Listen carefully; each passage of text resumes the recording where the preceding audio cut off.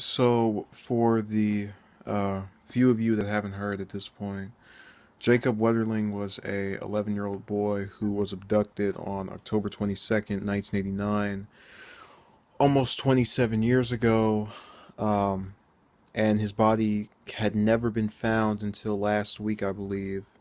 So, the man they're charging with the case, who I can't even, Heinrich, I believe, just kind of tore up about it because of something else I'm going to get into as the video progresses, admitted today in court that he was the one who did it. He confessed. So, with that confession came his recount of what happened.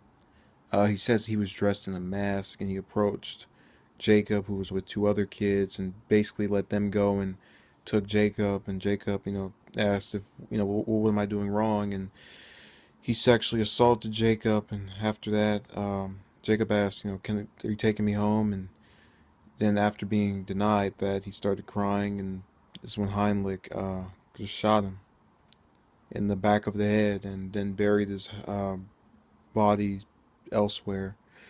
Now, what is most disturbing to me is the fact that he recounted it so vividly because it seemed to suggest, or almost, in my view, subtly confirm that this is the man who did it.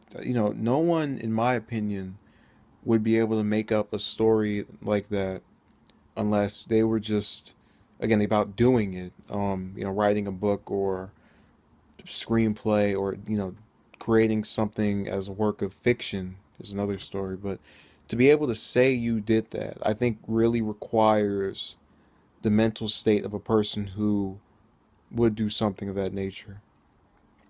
um just because I can't imagine anyone lying about that. I know people have made confessions about things they didn't do before. I'm aware of that. So, yeah, that exists. But I just can't see him lying about this. Now, I'm bothered by every aspect of the story: the murder, the abduction.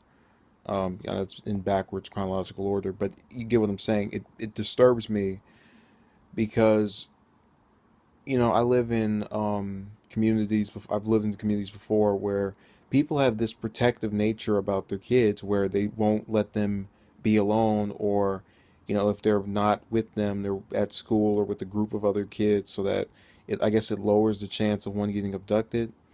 Um, and sure enough, I certainly understand that, and I feel as if were I to if I ever had kids, I wouldn't, I would be overprotective to the max, at least until they're 18 or 19, because at that point you just have to let them make decisions for themselves. But I would have felt at that point that I was able, like before all that, to defend them.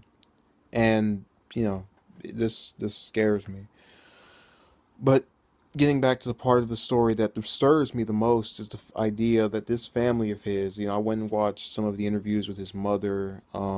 She always had this hopeful glistening in her eye about, my son will come back. He's still out there. He's probably, in such and such capacity, but he's still out there. And you really can, in just watching that, can't feel anything else other than just sympathy, because again, it's someone's child they brought into the world and they get taken away. Um, and again, you really want for that person. You're rooting for this person, for their story to have from having this ugly turn. With him being abducted, to get some peaceful revolution. And then when you see, after years of her, hoping and hoping that he'd come back, something like this where, not only is he dead, but he's been dead ever since practically the day that he got, uh, you know, abducted, the last time you saw him. And almost, I mean, if it were me, I would feel as if everything since then, as far as waiting for, and hoping for him to be alive, was a waste of time. And God only knows how many times she hoped for her son to come back. You know, I just, I'm not trying to say, oh, it was all a waste of time, it was all bad. Her being an advocate for, just everything that spun out of this, aside from the wishes that he'd return, I think has been productive and beneficial towards other people. But there's that I can almost envision a feeling of rejection. I don't even want to say by God. I don't know what religion she is. Just some type of refusal to be allowed your happy ending, even when you're helping those people.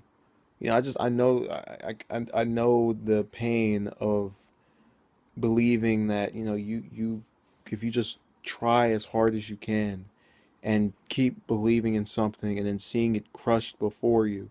Obviously, my pain hasn't can nowhere near measure up to the what she's probably feeling along with the rest of the Wetterling family. But the bottom line is that that feeling is completely deteriorating because of what has happened here. You know, you I think if someone did that to my child, I'd go insane. Uh, I don't know. I'm kind of reaching at this point, I guess. I definitely have sympathy for the Wetterling family, and I just can't imagine how anybody would do that to a child or a person they don't know in the first place. So thank you for watching. Have a good day. Be safe, and till they turn 18, keep them under wraps, because who's to say that can't happen elsewhere. In the context is that they were going out somewhere by themselves. But again, it's still the idea there were three of them there, and it still turned out this way. It just scares me that the boogeyman, metaphorically, the bad people, I guess, they're out to do harm to others. They're everywhere, and no matter how much you try to avoid them, there are those occasional run-ins. And no matter how just I can't even speak anymore. I'm sorry. No matter how hard you try to stay away from them, they have ways of you know catching up. Not to say that they deserve, they certainly didn't. I really hope they're able to recover from this. Thank you for watching and have a good day.